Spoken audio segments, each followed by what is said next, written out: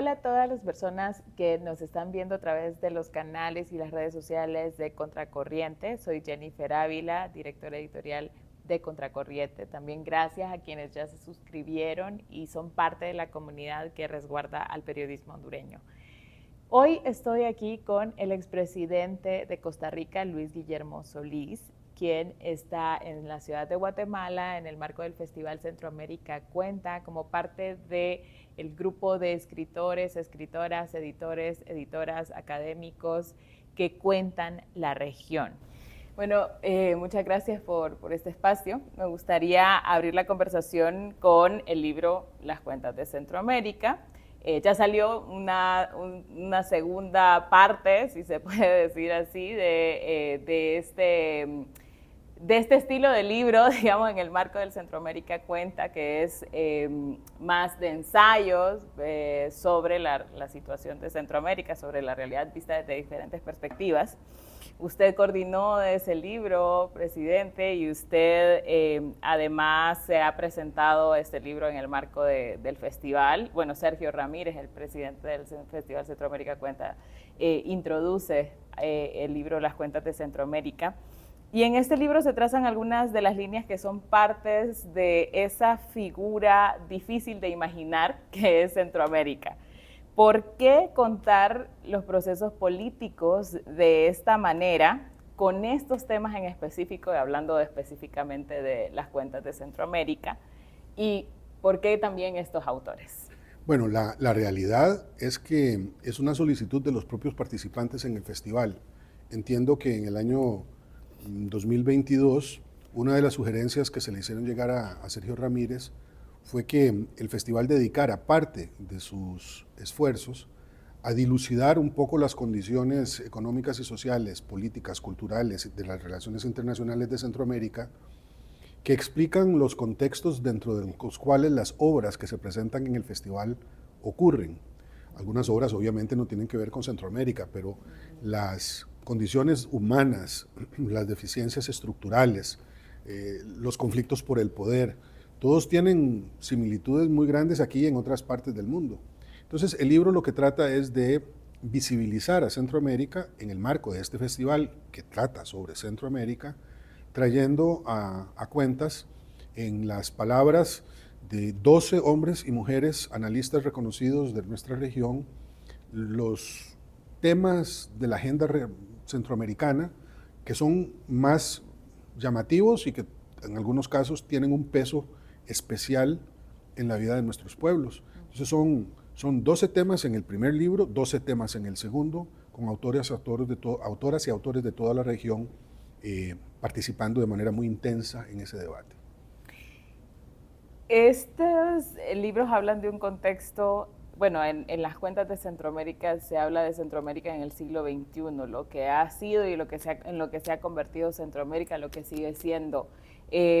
Nos habla este libro sobre por qué siempre hemos estado a punto de ser democráticos, pero parece que no lo logramos. Sí, hay una recurrencia en la explicación histórica de ese fenómeno, que yo creo que tiene que ver con la conformación de los sistemas políticos de cada país. Es decir, ha habido una resistencia muy fuerte, para no decir una renuencia muy evidente de las élites de los países de no permitir que estos avancen hacia sistemas políticos más pluralistas, de mayor inclusión, marcados por más justicia económica y social, y en un contexto internacional que siempre ha sido muy complejo, porque desde antes de nuestra independencia, Centroamérica fue presa de los intereses de las potencias de ese entonces. Formamos parte de la Cuenca del Caribe, que es un lugar geopolíticamente muy importante, y en el siglo XX, y ahora también en el siglo XXI, seguimos en ese debate.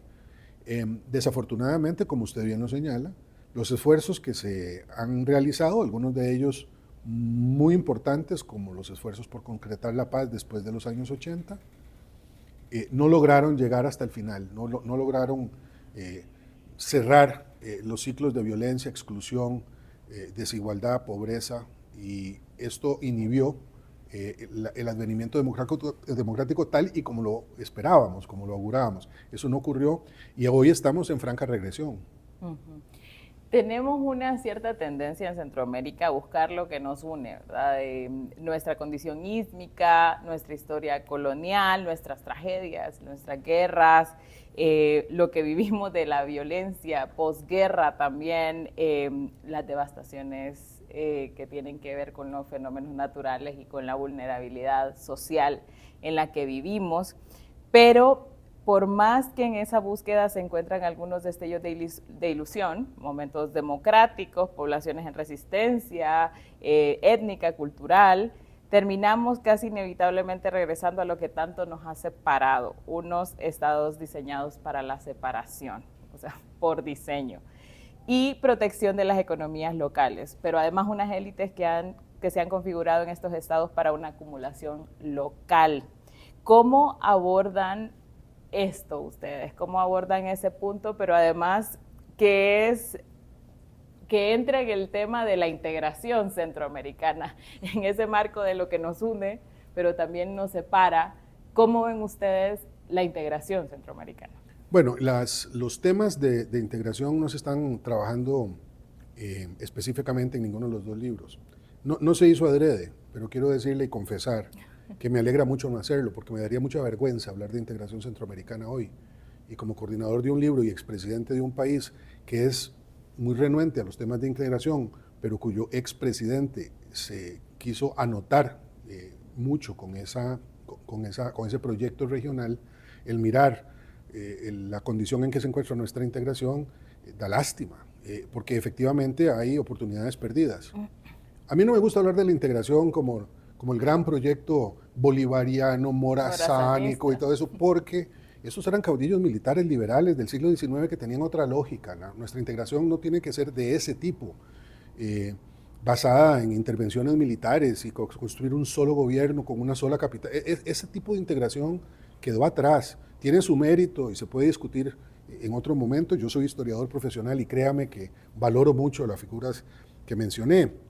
Pero es que la integración que Centroamérica necesita es para atender los problemas que usted señala, los problemas de salud, los problemas de educación, los problemas de ambiente, que tienen una lógica regional y que podrían ser abordados de manera más eficaz, pero también más inteligente en el marco de una propuesta conjunta. Nosotros perdemos demasiado tiempo hablando del Parlamento Centroamericano, de la Corte Centroamericana de Justicia, incluso de la Secretaría General, mientras perdemos una y otra vez la posibilidad de abordar con más fuerza en un marco regional como el Sistema de Integración Centroamericana estos temas que son más acuciantes. Usted lo dijo muy bien en su pregunta, usted formuló la pregunta de manera muy clara. Para Centroamérica, por ejemplo, el manejo de los desastres sigue siendo una alta prioridad. ¿Qué le voy a decir yo a los hondureños y a las hondureñas que han tenido que padecer de estos impactos de forma recurrente y atroz? Pero fíjese usted que incluso esas tragedias, que como también usted lo señalaba, son más sociales que naturales por las condiciones de vulnerabilidad de nuestras poblaciones, nos separan. Centroamérica venía en un proceso en los años 90 de mucho optimismo después de la paz de Esquipulas. Y el mundo, después de la Guerra Fría también, pensaba que era posible la democracia liberal como un sistema generalizado en todo el sistema internacional. De ahí la ilusión vana, pero ilusión al fin de Francis Fukuyama, que hablaba del fin de la historia. Y Mitch en Centroamérica, en el año 98, en lugar de unirnos más, nos separó más, porque muchos de los países de la región afectados por Mitch, que fueron casi todos, con excepción de Costa Rica y Panamá, en lugar de juntarse, unirse para buscar cómo atender las necesidades dejadas por Mitch, empezaron a competir por los recursos internacionales y nos partimos, como se parte un ayote en 5 partes, cuando lo que la razón recomendaba era todo lo contrario. Entonces, el tema de la integración debe ser discutido con profundidad, con conocimiento, pero también hay que tener cuidado para no sobreexagerar la importancia, el impacto que tiene, porque los procesos de integración al final terminan siendo lo que quieren los países que los integran. Y cuando las élites de los países que los integran quieren trasladar a la integración temas como los de salud pública o los de educación pública o los de seguridad pública sin atender sus propios espacios nacionales de manera adecuada, pues no, la integración no es suficiente. Entonces aquí tiene que haber un balance entre lo regional y lo nacional, y la supranacionalidad, que es lo que caracteriza a la integración moderna, tiene que estar basada en la justicia, nunca en la diferencia o en los desequilibrios internos como los que hay en Centroamérica. Tanto así que en el sistema de integración centroamericano hay una dictadura en el centro, que es la de Nicaragua, que nos impide que podamos avanzar en una lógica de mayor apertura y de mayor integración. Justamente quería entrar a eso porque en esa parte hay una, al menos en el autoritarismo, hay una especie de articulación, hay una unificación de discurso y bueno, obviamente cómo se está manejando el SICA. Recientemente, de hecho, se había propuesto una ley de ciberseguridad regional a través del SICA, que era la ley de ciberseguridad que básicamente era una copia de la de Nicaragua, que ya sabemos que trajo todo lo que trajo en restricciones a la libertad de prensa y a la libertad en general. Entonces, quiero comenzar también hablando sobre, o sea, quiero que continuemos esta parte de en qué estamos articulados, en qué cosas no estamos articulados. Y quiero pasarme a la parte sobre el crimen organizado, ¿verdad? Porque no solamente el narcotráfico y no solo las pandillas, sino otros grupos criminales que se aprovechan de las cleptocracias para tener control del Estado. ¿Cómo explicar que han fallado los estados en unificarse, pero no las economías ilegales, los grupos mafiosos y criminales y los nuevos empresarios financieros del crimen organizado? Sí, que son un paradigma de desarrollo institucional, productivo, son un negocio que es muy exitoso. Centroamérica en el año 94 suscribió el Tratado Marco de Seguridad Democrática, que fue, a mi juicio, uno de los grandes avances que se lograron dentro de la lógica de la Alianza para el Desarrollo Sostenible que adoptamos también en ese año. En el 95 fue el Tratado Marco de Seguridad Democrática. Y ahí había una serie de elementos que permitían visualizar una región en donde los sistemas de seguridad, ya ahora en el marco de democracias plenas, permitirían la separación entre las actividades de las Fuerzas Armadas y de las policías, y también crecientes grados de cooperación para atender el tema de la seguridad, que todavía a mediados de los años 90 eran más manejables. Ya se había presentado todo el problema colombiano y Pablo Escobar y los carteles, y México avanzaba hacia situaciones como las que tienen hoy, pero todavía Centroamérica era una zona de paso, no era una zona en donde los narcotraficantes querían apoderarse del territorio o, peor todavía, de los políticos y de los sistemas políticos para hacer de las suyas. Entonces, ¿qué ha pasado? Bueno, ha pasado que el narco es el narco y las demás formas de crimen organizado son negocios muy potentes, son más grandes que las economías de nuestros países. Y la dinámica que ha sufrido el crimen organizado ha evolucionado mucho más rápidamente que los mecanismos de los países o de la región para controlar esos fenómenos. Entonces, por supuesto que usted mira, hoy de Colombia sale más droga de la que salía antes de los acuerdos de paz, porque se fragmentaron los carteles, porque se está sembrando más coca y porque hay una distribución, unas redes de distribución que ahora cuentan con territorios. Ahora el crimen organizado en Centroamérica cuenta con territorio en donde pueden asentarse, donde hay cómplices nacionales que están lucrando de esos procesos, algunos de ellos en el poder legislativo, en el poder ejecutivo o que han pretendido estar en él. No voy a mencionar, por supuesto, el caso más grave que es el hondureño en ese sentido, pero también en los gobiernos locales, que son cadenas muy vulnerables, que son muy propensas por su debilidad económica a las actividades del crimen organizado. Entonces, uno entiende que sin un esfuerzo regional de cooperación, de todas maneras, el problema, que ya es muy grande, no puede ser neutralizado. Y no solamente cooperación intracentroamericana, sino con socios externos. México, Colombia, los Estados Unidos, la Unión Europea, en el caso del Mar Caribe, que también allí hay actividades conjuntas. Entonces, ese abordaje requiere de mucha cooperación. Igual en el caso del ambiente, igual en el caso de las pandemias y otras formas de inseguridad en salud.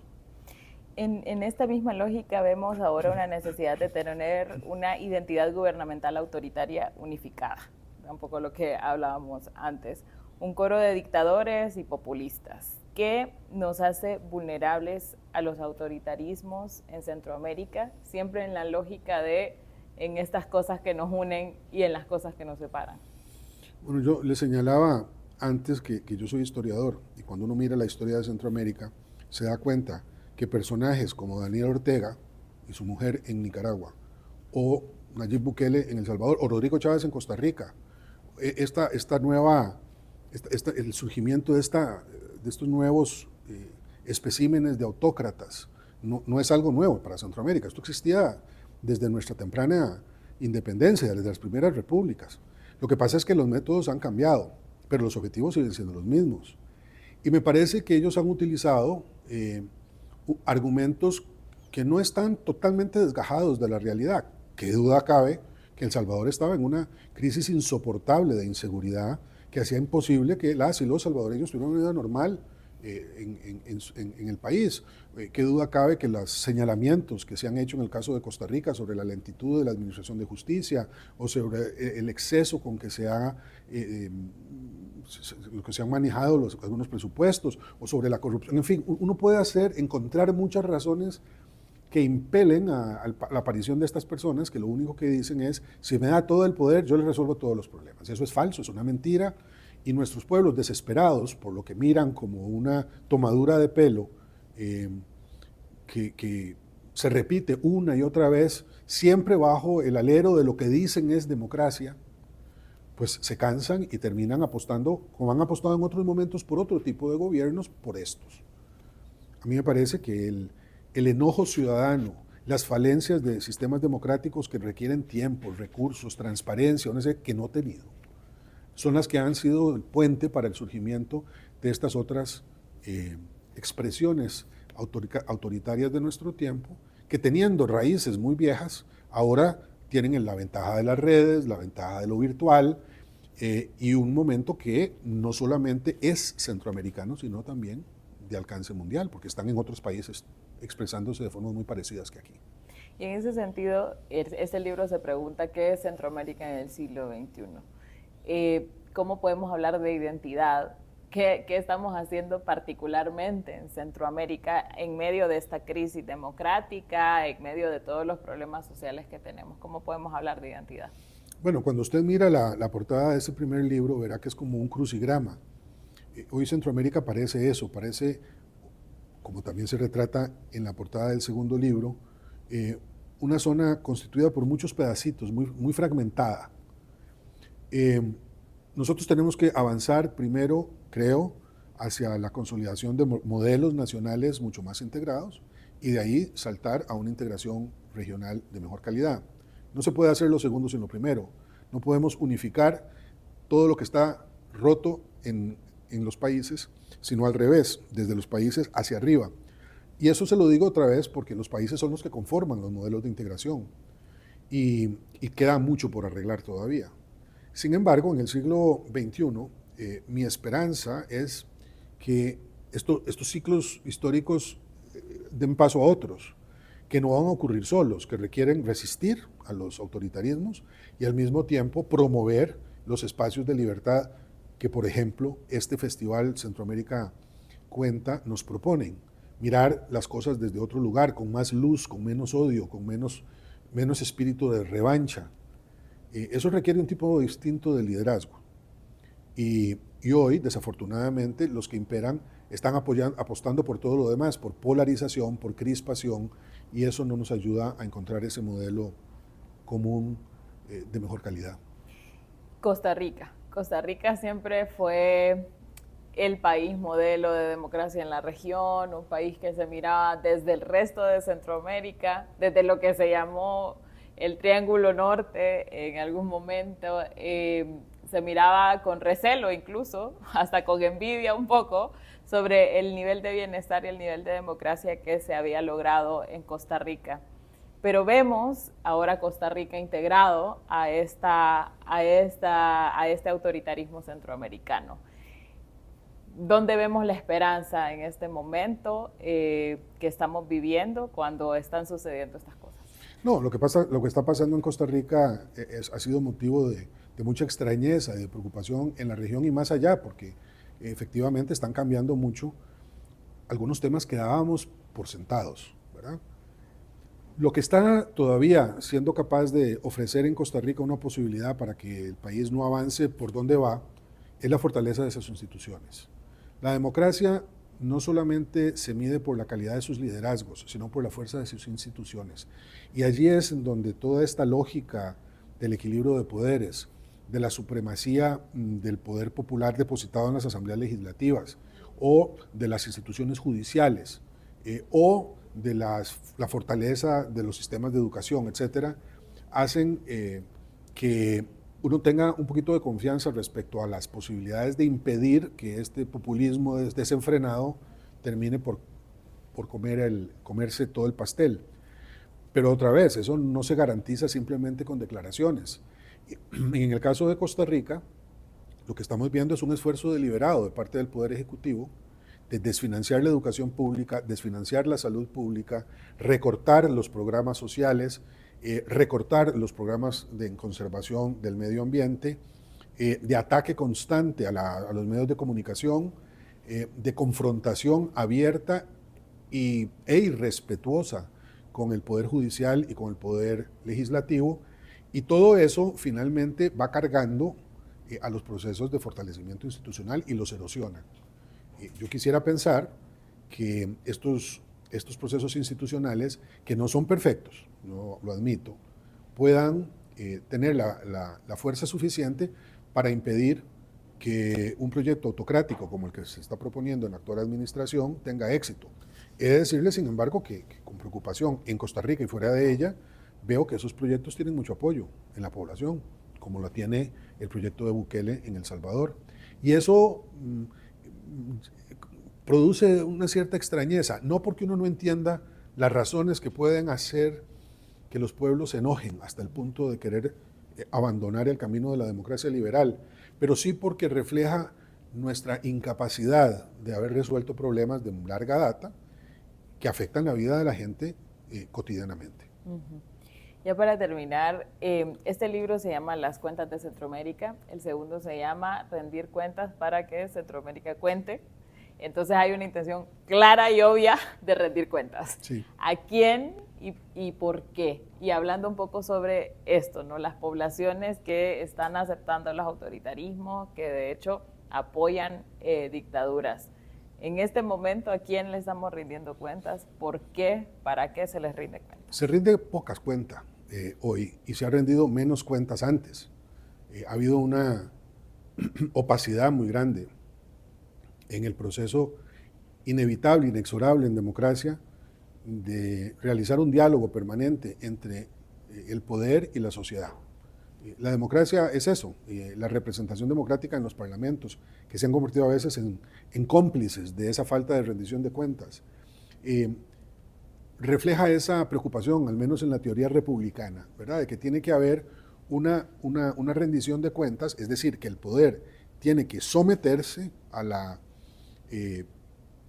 observación y al castigo que se ejerce desde la gente por medio del voto, y que ese recambio que se produce por medio de elecciones periódicas tiene que ver esencialmente con eso, con un pueblo que, bien informado, toma decisiones para corregir los problemas que ha visto en sus gobernantes hasta ese momento. Nuestro sistema político en Centroamérica, o nuestros sistemas en plural en Centroamérica, han rendido pocas cuentas y al contrario, más bien han hecho todo lo posible por no rendirlas, tanto sí que en algunos momentos hemos ejercido el terrorismo de Estado para acallar a las poblaciones e impedirles que se puedan expresar y que puedan criticar a esos sistemas. Y por lo tanto, nos queda un largo camino por recorrer. Por eso es que los dos libros hablan tanto sobre las cuentas, jugando un poco con el nombre del festival también, que es Centroamérica Cuenta. Bueno, también hay cuentas que deben ser facilitadas. Me parece que ha habido un esfuerzo regional en el último cuarto de siglo por ampliar esos espacios de rendición de cuentas por medio de organizaciones de la sociedad civil, por medio de más acceso a los medios de comunicación, y esto lo ha facilitado la tecnología. Pero esencialmente hay un factor que ha fallado, que es la voluntad política de facilitar eso. El caso quizá más claro en Guatemala es la CICIG. En Honduras ni siquiera se pudo poner a funcionar el equivalente, en El Salvador tampoco. Pero además ha habido una represión constante contra los medios de comunicación y las y los comunicadores en estos países.